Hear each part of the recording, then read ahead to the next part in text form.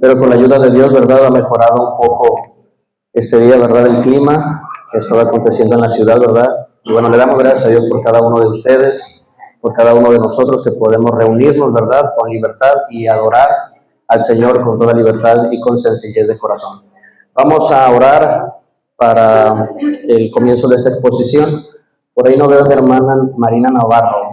Está por aquí, yo la vi al comienzo. Está al final.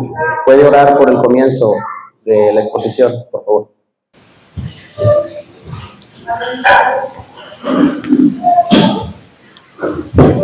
Padre eterno, que estás en el cielo, en la tierra, en todo lugar, estoy grato, Señor, que estamos en la alabanza de nuestra grande.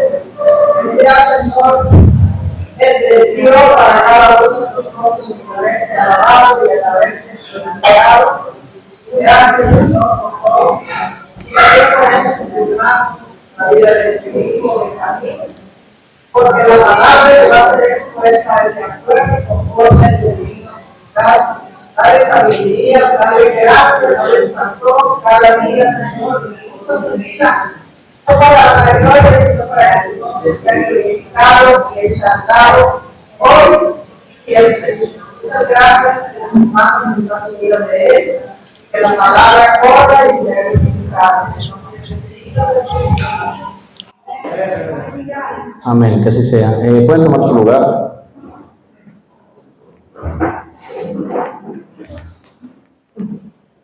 Me ha parecido bien, según el sentir del Señor, en que cada una de las exposiciones que se dan, ¿verdad?, o que me ha tocado la oportunidad de participar, tener una hilación entre estos temas que tengan que ver unos con otros, para que podamos comprender, ¿verdad?, y sacarle el mayor jugo a los versos bíblicos, a las citas bíblicas, a la enseñanza.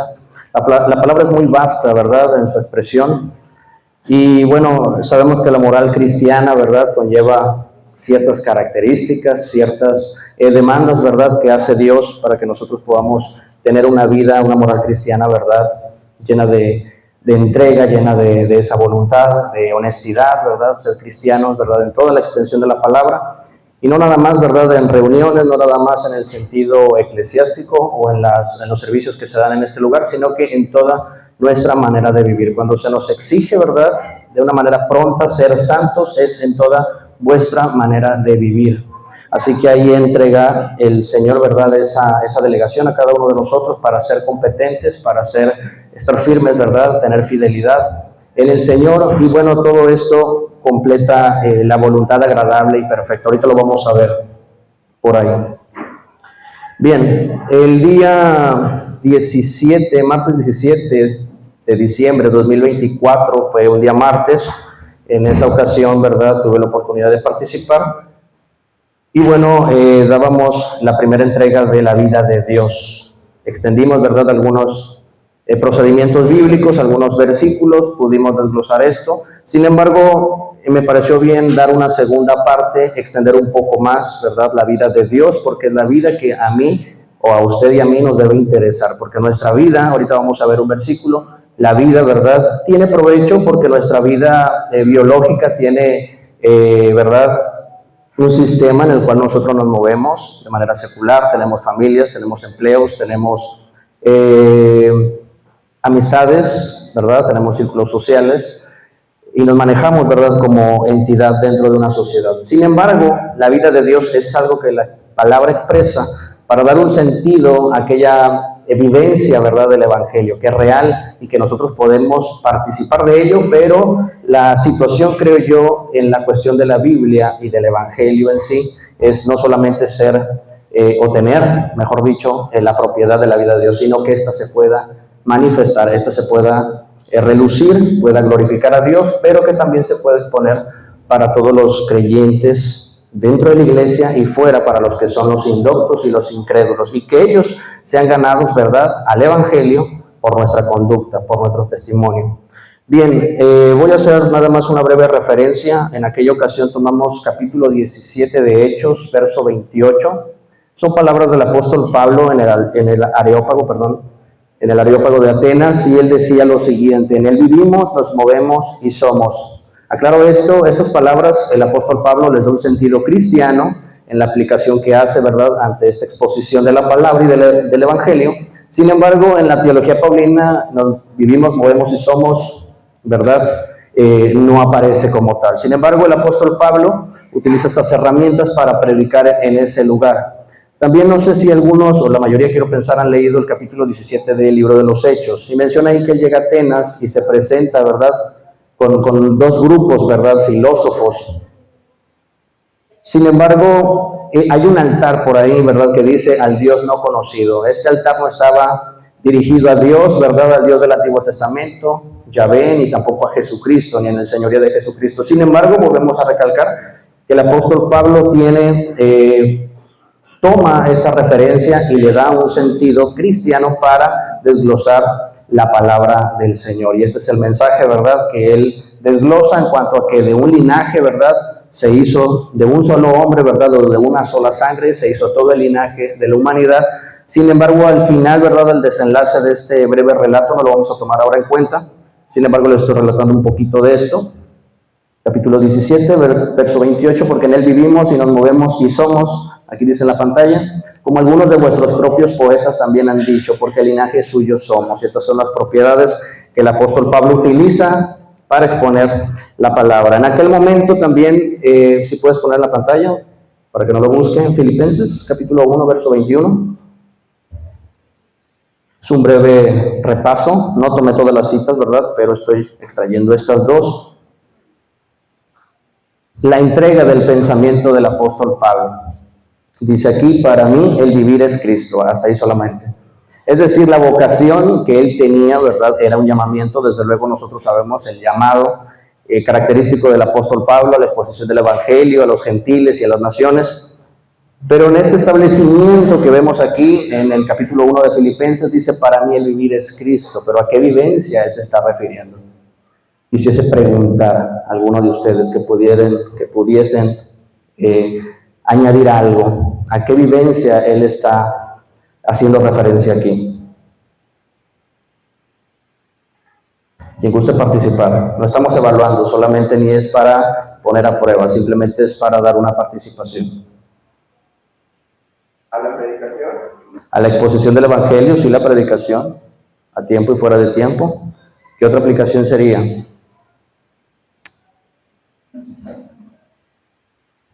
Una sumamente importante, es correcto lo que dijo Felipe. Si estamos hablando de la característica de la vida de Dios, estamos hablando de la vida en el hombre interior, donde Dios, ¿verdad?, se complace. Mire, vamos a una cita que va a ser un punto de quiebre. Dos citas. Primera carta de Pedro, ahora sí búsquelo. Primera carta de Pedro, capítulo 1, verso 18.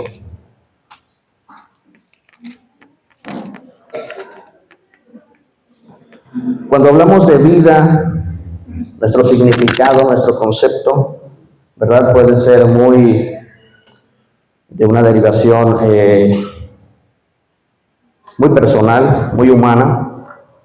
Y cuando hablamos, ¿verdad?, de vida, nosotros ponemos, decía al comienzo, y repito esto, mencionamos acerca de la familia, de los quehaceres de la vida, los negocios de la vida, y en parte tenemos razón. Sin embargo, en la óptica, ¿verdad?, de la Biblia y de Dios, y que se refleja en su palabra, nos dice cuál es, ¿verdad?, la clasificación de estas cosas. Capítulo 1, sí, primera carta de Pedro, capítulo 1, verso 18.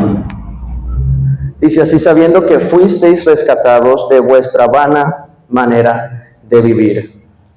Sin embargo, después de vivir, viene una coma y dice la cual recibisteis de vuestros padres. Ahora, ¿a qué vida se está refiriendo el apóstol Pedro, inspirado por el Espíritu Santo? Bueno, podemos aclarar que en la Biblia por lo menos aparecen 3 funciones de palabras griegas, no los vamos a ver, porque sería extendernos mucho en tiempo. Sin embargo, está la palabra, ¿verdad?, o hay traducciones de ciertas palabras que nosotros cuando las leemos vemos vida. Sin embargo, hay 3 clasificaciones en el griego. Una es la bios, la vida biológica. Suge, que es la vida almática, la vida del pensamiento. Y está la vida de Dios, que es zoe. Cuando nosotros encontramos el sentido del Evangelio es vivir una nueva vida en Cristo. Nosotros lo sabemos por algo que vamos a ver ahorita, acerca de la regeneración, que es un nuevo nacimiento. Sin embargo, hay algo característico que la palabra enseña. Vayan a capítulo 6 del Evangelio según San Juan, en lo cual Pedro ya nos dio un adelanto. Pedro nos está diciendo que heredamos de nuestros padres una naturaleza. Sin embargo, en el texto bíblico nos da referencia a esta naturaleza. Esta naturaleza es una naturaleza caída, pero en el régimen o en las palabras que utiliza en la Biblia, capítulo 6 de Juan, verso 63, ¿sí? Aquí lo clasifica como la carne.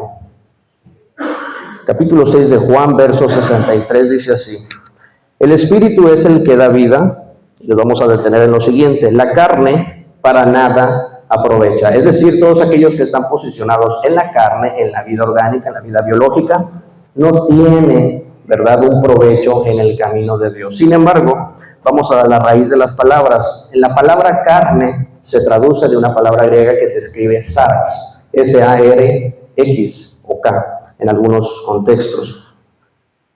Vamos a Gálatas capítulo 5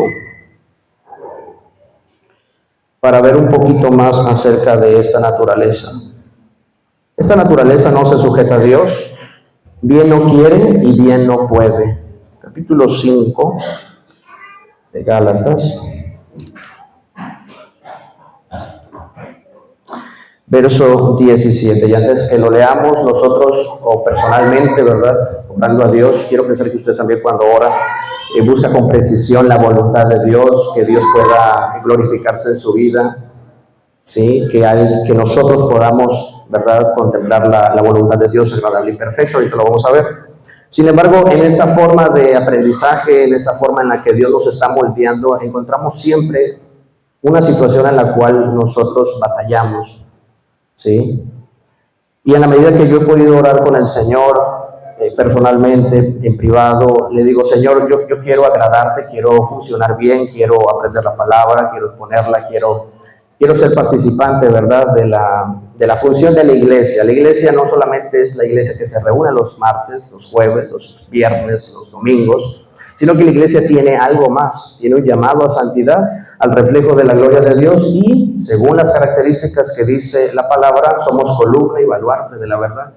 Sin embargo, esa función a veces se ve opacada por una razón. Nosotros a veces funcionamos, y desde luego funcionamos en nuestra vida secular, lo decía al principio, de una manera racional. Sin embargo, lo que heredamos de nuestros padres, aparte de que bajo su voluntad fuimos, ¿verdad?, engendrados, también heredamos esta situación de naturaleza caída. Capítulo 5 de Gálatas, verso 17. Esta carne, este tipo de carne, ¿verdad?, no es cuerpo. Tiene que ver con la naturaleza caída, por la cual usted y yo nacimos. Dice aquí verso 17: porque el deseo de la carne es contra el espíritu. Es decir, que no hay, ¿verdad?, una unidad, sino que hay algo contrario, uno con otro. La carne contra el espíritu, y el espíritu es contra la carne. No solamente la carne contra el espíritu, sino que viceversa, el espíritu es contra la carne, y estos se oponen entre sí,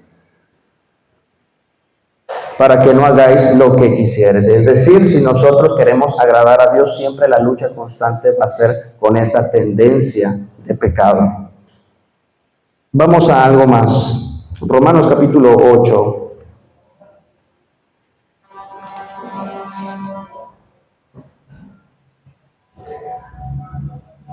Romanos capítulo 8 nos dice algo que es triste. Miguel, pásale para acá, no va a haber clase. Por acá hay asiento, mira. Capítulo 8 de Romanos, verso 8. Es una sentencia, es una declaración del cielo, y dice así: y los que viven según la carne no pueden, ¿qué?, agradar a Dios. Ahí Dios no se agrada. Sin embargo, decía más al comienzo, de Zoé, la vida de Dios, la vida que viene de Dios. Para nosotros entender cuál es el propósito del creyente, tenemos que saber nuestra procedencia. Según la palabra, dice que nuestra simiente, ahorita lo vamos a ver también con textos bíblicos, para no solamente que sea expuesto, ¿verdad?, lo que estoy mencionando, sino que hay respaldo bíblico de esto. Nosotros tenemos una procedencia del cielo. Quiero que entendamos una cosa. Nuestra vida biológica depende de nuestros padres, nuestros progenitores. Sin embargo, esta herencia, ¿verdad?, sabemos que el pecado entró por un hombre y de ahí pasó a todas las generaciones existentes hasta nuestros días, y ese pecado que se comenta, ¿verdad?, es el pecado original, llega hasta nuestros días, hasta esta actualidad, y todos necesitamos redención, necesitamos salvación por medio de Cristo Jesús. Sin embargo, cuando exponemos la vida de Dios, es la procedencia, la simiente, la semilla del Señor, y es ahí donde nosotros, es donde Dios quiere que nosotros vivamos constantemente. Desde luego decíamos que vivimos una vida compleja, vivimos una vida llena de sinsabores, vivimos una vida destinada al estudio, al progreso, a nuestra familia, a nuestros quehaceres personales. Sin embargo, esa vida también debe de glorificar a Dios, no la estamos quitando del medio. Sin embargo, donde Dios se glorifica es en el hombre interior y en la nueva creación. Leímos capítulo 8 de Romanos, verso 8, nuevamente, y los que viven según la carne no pueden agradar a Dios. Vamos a ver dos aspectos, hay demasiados, ¿verdad? Y hay demasiadas cosas en la Biblia que podríamos comentar. Sin embargo, vamos a detenernos en dos cosas. Las dos cosas, en las dos situaciones participa el Señor. Sin embargo, también hay una parte voluntaria. Esto se encuentra en Romanos capítulo 12.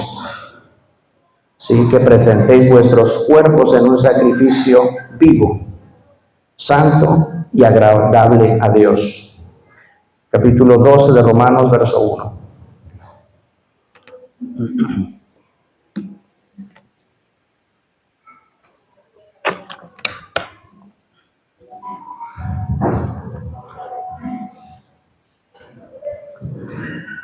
Dice así, nos vamos a detener en el siguiente, pero el versículo 1 nos da un buen comienzo. Dice así: así que, hermanos, os ruego por las misericordias de Dios, que presentéis vuestros cuerpos en sacrificio vivo, santo y agradable a Dios, que es vuestro culto racional. La cuestión de la mente, que lo hagamos con una manera consciente o una mentalidad consciente de exaltación al Señor. Vamos a ver a qué se refiere esto. Verso 2: no os conforméis a este siglo, sino transformaos por medio ¿de qué cosa? Por medio de la renovación constante de nuestro o de vuestro entendimiento. Ahora sí, en el verso 1 dice: presentéis vuestros cuerpos santo y agradable a Dios. Sin embargo, en el verso 2 dice: para que podáis, para que comprobéis cuál sea la buena voluntad de Dios, agradable y perfecta. Si yo quiero saber de qué manera yo puedo agradar a Dios de una manera perfecta, que le plazca al Señor, es una de ellas la renovación de nuestra mente. Fíjese que cuando yo estaba repasando estos versículos, noté algo. Felipe, lo estás escribiendo. Listo. Busca ahí, para que la gente no se distraiga, busca ahí Efesios 4:23. Estamos en Romanos 12:2. Dice: no os conforméis a este siglo. Cuando hablamos de siglo, estamos hablando de tiempo, nuestra actualidad, nuestra vida, nuestra existencia, sino transformados por medio de la renovación de vuestro entendimiento. Aquí el escritor no, el traductor o los traductores pusieron entendimiento. Sin embargo, en Efesios 4:23 dice exactamente lo mismo: renovaos en el espíritu de vuestra mente. Y cuando fui a la Biblia interlineal, aparece la palabra griega nous. Aquí también en el verso 2 del capítulo 12 sería renovaos por medio, transformados por medio de la renovación de vuestro entendimiento, de nuestra mente. Hay algo interesante, váyase a primera carta a los Corintios, ahora sí búsquelo, capítulo 2, alguien que lo pueda leer, el verso 16.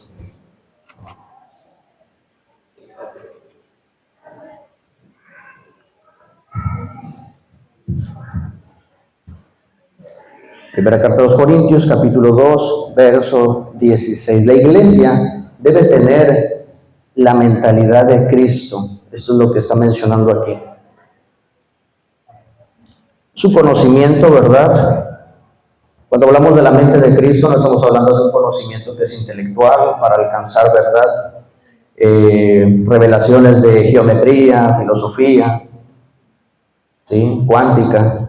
Estamos hablando de la mente de Dios que se complace, o Dios se complace, mejor dicho, en la mente de Cristo, porque es una mente que tiene características de abnegación, sencillez, humildad, ¿sí? Y obediencia. ¿Alguien que pueda leer primera carta de los Corintios 2:16? Porque ¿quién conoció la mente de Dios? ¿Quién le juzgará?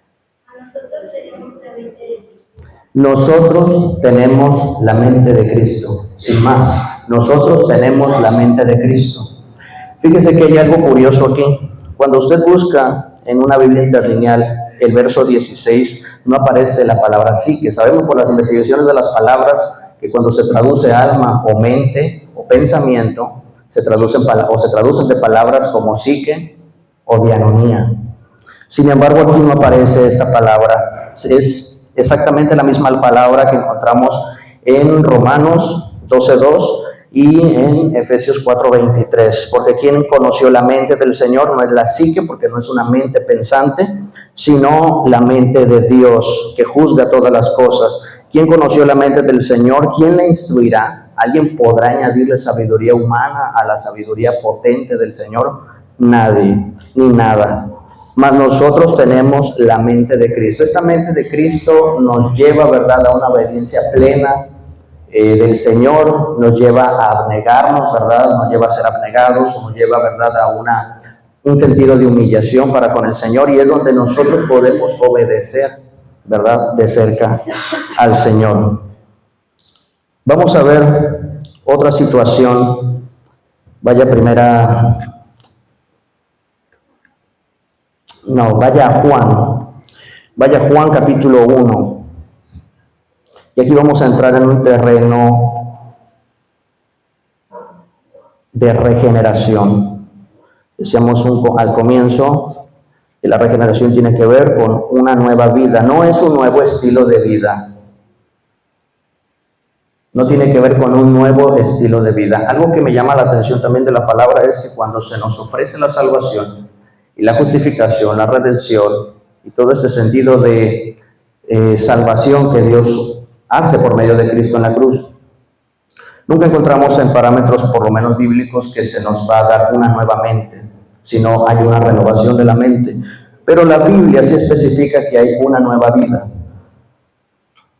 Capítulo 1 de Juan, versos 12 y 13. Si alguien lo puede leer, por favor.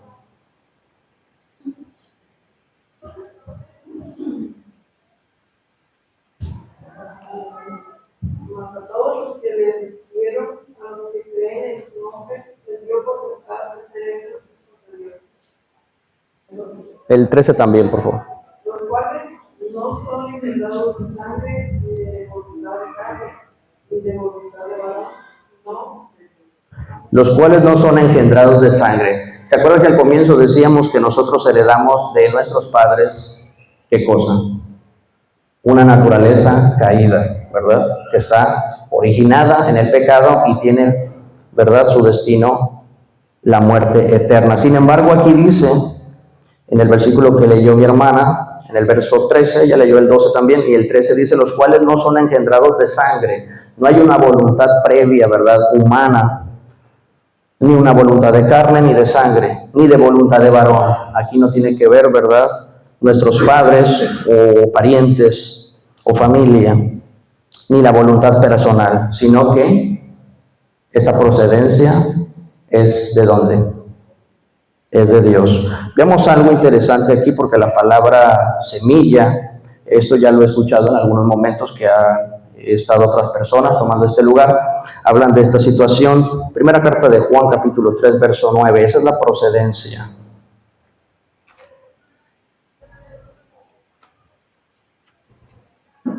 Primera carta de Juan, capítulo 3, primera carta de Juan 3, 9. Y aquí nos habla de algo que sucede en el nacido o en la nueva creación, ¿verdad?, que Dios hace en los creyentes. Les da una función específica, les da un carácter espiritual específico. Y aquí menciona lo siguiente: todo aquel que es nacido de Dios, dice, no practica el pecado, está alejado del pecado, ha sido lavado por la sangre de Cristo, es regenerado. Pero aquí menciona algo que tiene que ver con la procedencia, porque la simiente, la semilla de Dios, permanece en él. Y no puede pecar porque es nacido de Dios. Voy a decir una palabra, no es altisonante, lo hemos comentado en clase y también creo que con todo el respeto, ¿verdad?, que merece el púlpito. La palabra, ¿verdad?, de simiente, sabemos por la etimología que se desprenden palabras como semilla, ¿verdad? Una palabra muy afín, ¿verdad?, sería seminal o semen, que no voy a dar una explicación de esto, ¿verdad?, con todo el respeto. Sin embargo, esa es la procedencia que usted y yo tenemos cuando llegamos al Evangelio. Por lo tanto, nuestra nueva vida tiene que manifestar la vida de Dios, lo que comentábamos al principio, en cuestión de la Zoe, la vida de Dios, la plenitud de Dios. ¿Para qué? Vamos a verlo. Primera carta de Pedro, capítulo 1,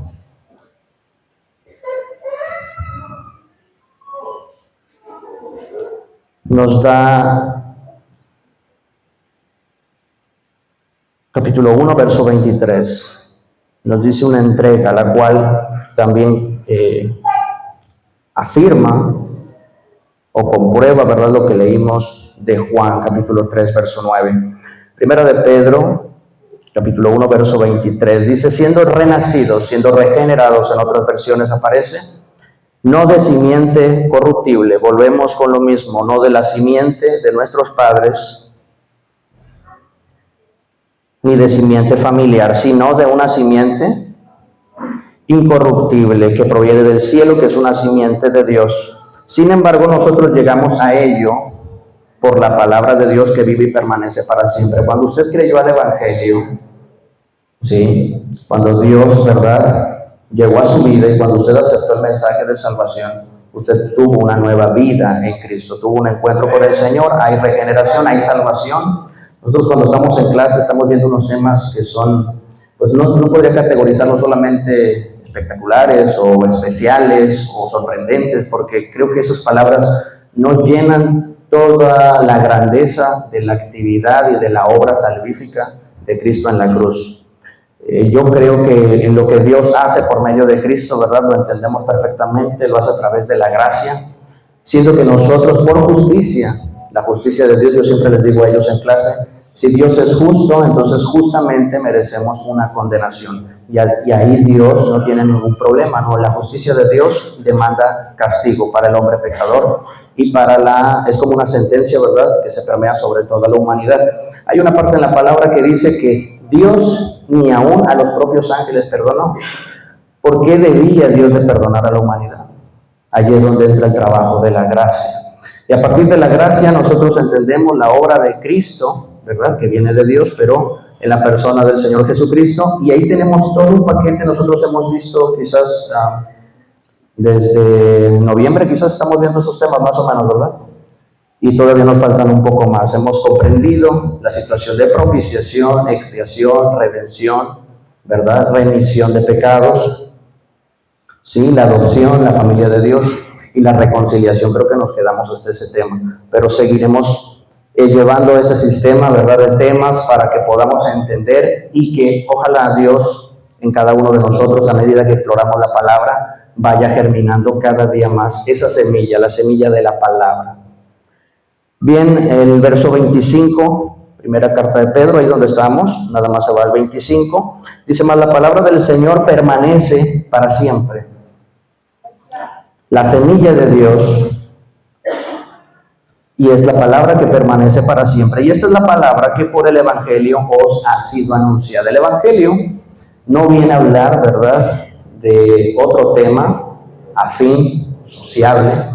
Desde luego la iglesia tiene que ser competente. Cuando estábamos leyendo capítulo 12, verso 2 de Romanos, entendemos que dice ahí, no os conforméis a este siglo. Y este siglo este tiempo, esta actualidad y donde nosotros existimos, estamos no compitiendo, pero de alguna manera estamos luchando contra todas las vertientes que están en este mundo, no nada más de manera social, de manera educativa. Si usted revisa algunos contenidos en lo que se da a niños, ya viene incluido, ¿verdad? Ciertas partes de homosexualidad. Le digo esto porque hace como 3, 4 años estaba con un niño pequeño que le estaba ayudando, ¿verdad?, en la administración de su escuela. Y me acuerdo que en una ocasión le encargaron una actividad como de formación cívica y ética, alguna cosa así. Y me puse a leer un poquito para saber de qué trataba esto, por unas preguntas que le encargaron precisamente. Sin embargo, cuando yo estaba leyendo, porque él quizás no se percató, los niños, ¿verdad?, no se percatan todavía de lleno. Sin embargo, en la forma de la lectura, ¿verdad?, algunos de los que son padres entenderán a lo que me refiero, pero ya venía ahí el matrimonio, ¿verdad?, igualitario, venía la homosexualidad, padres del mismo género, hombre con hombre, con una capacidad de tener adopción de niños, ¿verdad? Y todas estas cosas se están ligando en la mente de los pequeños. Y esa es la sociedad que se está formando. Ese es uno de tantos temas en los cuales, ¿verdad?, el mundo entero está sometido. Y esto lleva, ¿verdad?, a una depravación total. Pero dice aquí, y esta es la palabra, el verso 25, y esta es la palabra que por el Evangelio os ha sido anunciada. Y es la palabra que usted y yo tenemos, ¿verdad?, como engendrados de Dios, como algo que proviene de Dios, como una simiente y una semilla que permanece para siempre. Bien, solo para desglosar este versículo que usted lo sabe, segunda carta a los Corintios. Gloria a Dios.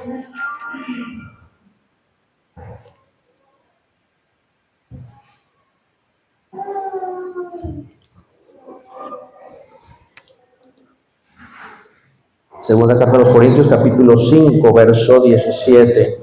Versículo que más de algunos se sabrá de memoria. ¿Alguien lo puede leer, por favor? De modo que si alguno está en Cristo, nueva criatura es. Las cosas viejas pasaron, que aquí todas se han.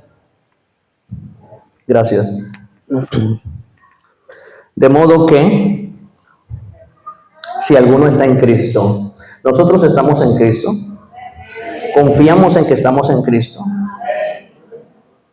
Entonces dice aquí, una nueva creación es, usted y yo. Las cosas viejas pasaron y aquí todas son hechas nuevas.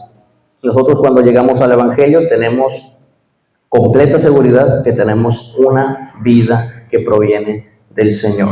Yo siempre me he hecho la pregunta en por qué la iglesia debe de establecerse. Yo entiendo que también hay un complemento social. Nosotros tenemos que contribuir a la sociedad. La iglesia no se puede recluir en 4 paredes. Yo siempre he dicho, no podemos recluir a Dios, ¿verdad?, en 4 paredes. La iglesia tiene que estar presente. Yo soy de los que creen que hay personas que tengan cargos políticos o personas que sean profesionales pueden poner ahí el mensaje del Evangelio. A veces la iglesia por lo menos en los 100 años atrás, en la historia de la iglesia, siempre se ha recluido, ¿verdad?, y siempre se ha concentrado dentro de la iglesia. Sin embargo, la función de la iglesia da a relucir las verdades del Evangelio allá afuera. Es decir, si hay personas que son competentes, si hay abogados, si hay personas que son ingenieros, si hay personas competentes, médicos, estas personas pueden llevar el Evangelio a donde quizás, ¿verdad?, el Evangelio está haciendo falta. Y en cada uno de los momentos, en los procesos, en los procedimientos donde Dios nos permite estar, tenemos que de alguna manera invadir, ¿verdad?, o instalar el mensaje del Evangelio, la bandera, ¿verdad?, del cristianismo. Nosotros sabemos, fue un mote de desprecio que les pusieron a la primera iglesia. Usted sabe, en el libro de los Hechos decía, ahí vienen los que trastornan al mundo, porque había cambios, porque donde está el Evangelio verdadero y donde hay corazones sinceros y apasionados por el Señor Jesucristo y que viven esto que estamos hablando de la nueva vida en Cristo, entonces allí hay cambios. Donde está el Evangelio verdadero debe de haber cambios. Examínense cada uno, tenemos que hacer, ¿verdad?, un examen cada uno de nosotros. Si hay algo que corregir, bueno, que Dios nos permita ser honestos con nosotros mismos y poder caminar de acuerdo a la voluntad del Señor. Mire, algo de esto, si alguien se pregunta, vaya al capítulo 3 de Juan. Si comprendemos, ¿verdad?, las palabras que el Señor habla con un hombre llamado Nicodemo, solamente lo vamos a tomar de referencia, no hay versículos. Sin embargo, el capítulo 3 de Juan nos dice que hay un hombre que hace una pregunta, como cualquier persona, ¿verdad?, que quiera adentrarse en esta vida de Dios. Y este hombre, ¿verdad?, genera una serie de preguntas. ¿Cómo es que yo puedo entrar al reino de Dios? ¿Cómo puedo yo hacer la voluntad de Dios? Hablamos, Romanos 12:2, de la voluntad agradable y perfecta, la cual también estaba, de alguna manera o de alguna forma, estaba buscando Nicodemo. El Señor Jesús le dice, bueno, tienes que nacer de nuevo. Y esto también hablamos un poquito en clase, no recuerdo quién hace la pregunta, ¿cómo es este procedimiento? Bueno, esta es una situación que nosotros no podríamos explicar, porque según lo que dice aquí, mire, vaya al verso 8, dice, el viento sopla de donde quiere y oyes su sonido, mas ni sabes de dónde viene ni a dónde va. La clasificación es, así es todo aquel que es nacido del Espíritu, o sea que no hay una explicación. ¿Cómo sucede esto? Sin embargo, por la fe creemos que sucede. Eso es lo que nosotros debemos de constatar. Nicodemo dice, oye, ¿cómo puedo nacer de nuevo siendo viejo? ¿Sí? Esa es una expresión que nosotros leemos, sabemos, porque la hemos leído, la hemos escudriñado. Sin embargo, en lo que dice el verso 6 del capítulo 3, dice, lo que es nacido de la carne, carne es. ¿Sí? Aquel que es nacido, ¿verdad?, de manera biológica, funciona bien para este sistema humano. Sin embargo, el nuevo nacimiento te prepara para algo, y lo que es nacido del Espíritu, Espíritu es. El que es nacido del Espíritu está preparado por el Señor en una nueva creación para el cielo.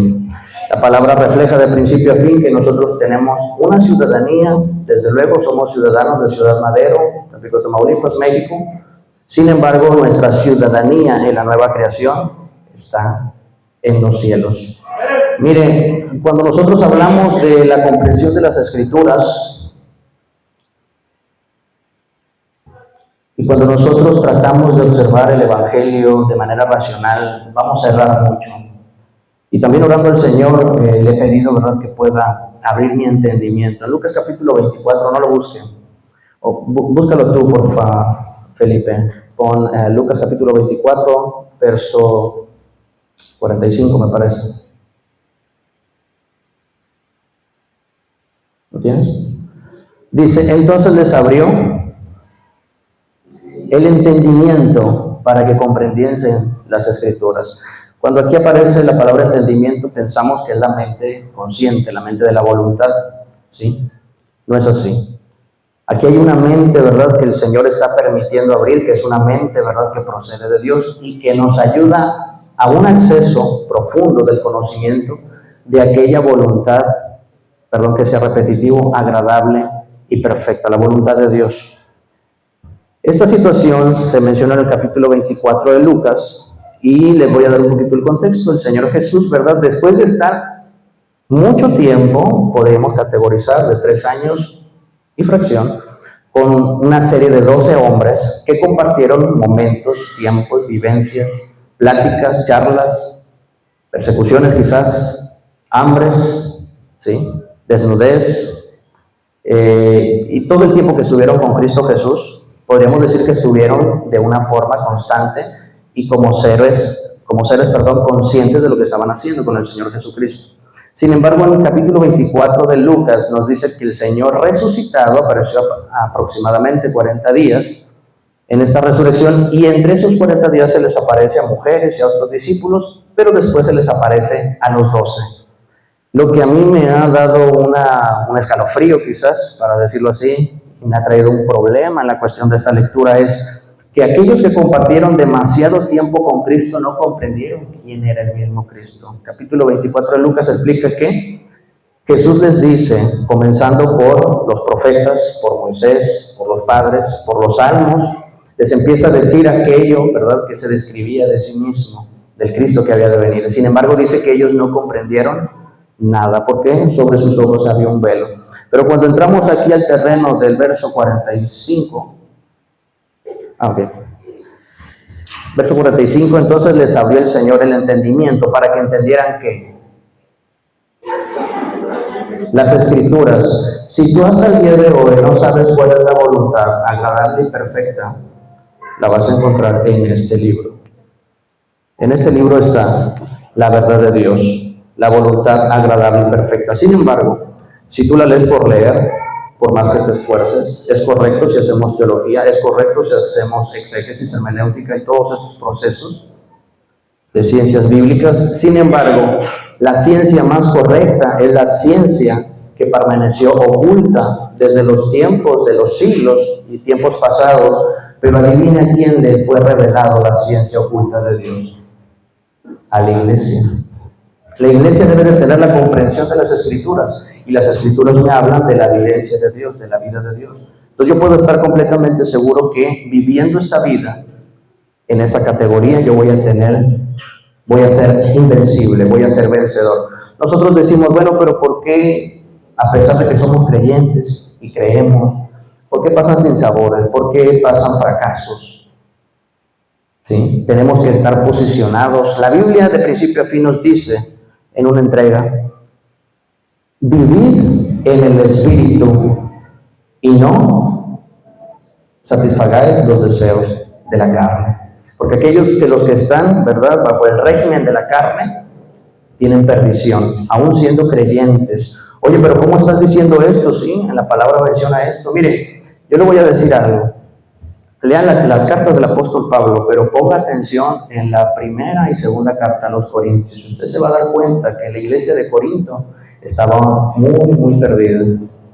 ¿Sí? En el primer capítulo de Corintios, en la primera carta a los Corintios, capítulo 1, se da una excelente salutación, unos saludos, un prólogo, una iniciación de la carta con elogios inclusive del apóstol Pablo, pero a partir quizás del verso 9 para adelante y las demás cosas, aunque vienen partes doctrinales y teológicas de la teología paulina, va a encontrar diferentes fragmentos en los cuales el apóstol Pablo habla a una iglesia carnal. Mejor dicho, en el capítulo 3, ahí va a encontrar estas referencias, niños carnales y hombres carnales. ¿Sí? Esto aparece en primera carta a los Corintios, capítulo 3, verso 1 y el verso 3, porque dice el apóstol, no pude hablarles como a espirituales. Ponlo ahí por referencia solamente, por favor. Ahí lo tienes. Gracias.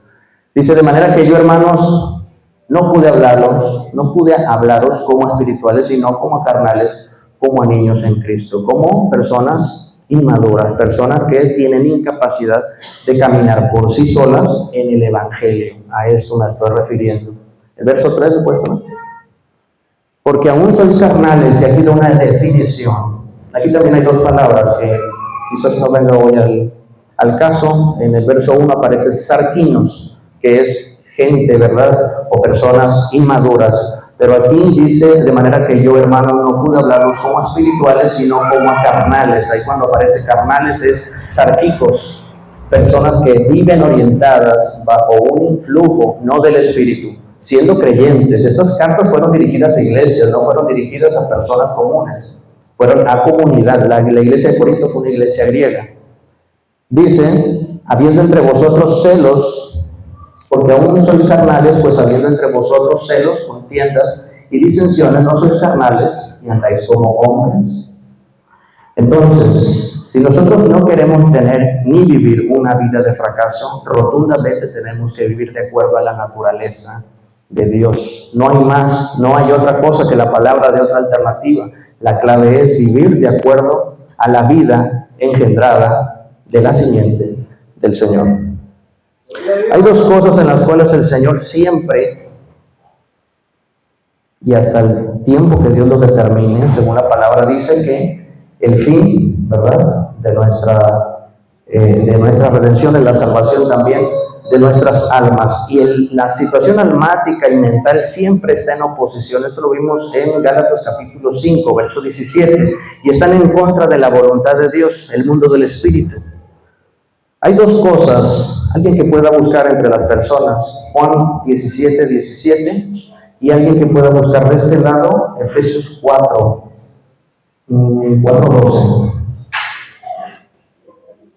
Y lo lee fuerte, por favor.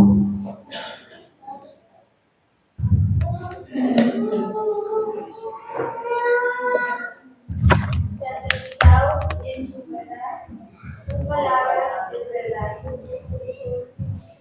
Ok, usted leyó Juan, ¿verdad? Efesios. Bueno, de este lado ahora, una persona. Efesios 4:12 habla de los dones y para qué sirven.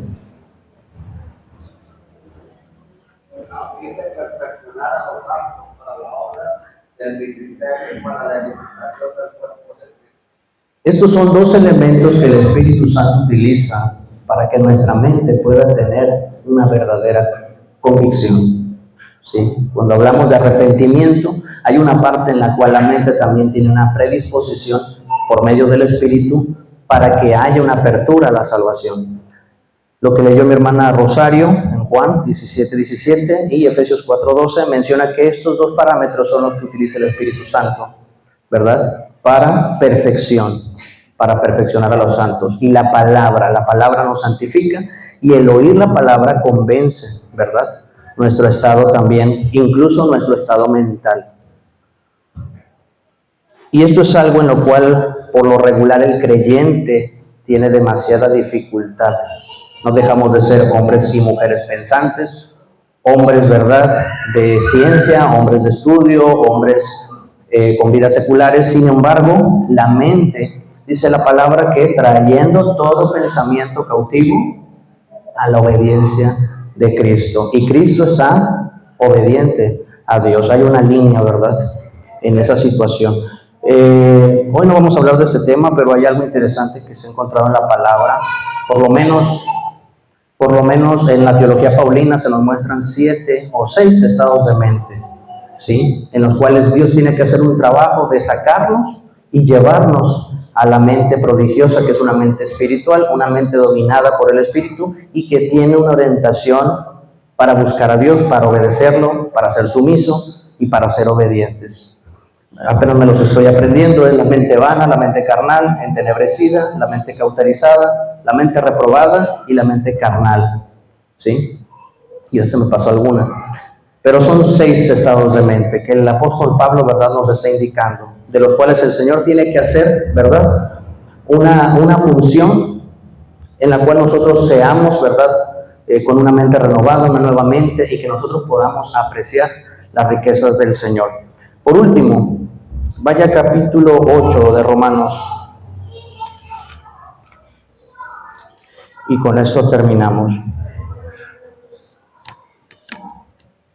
Romanos capítulo 8.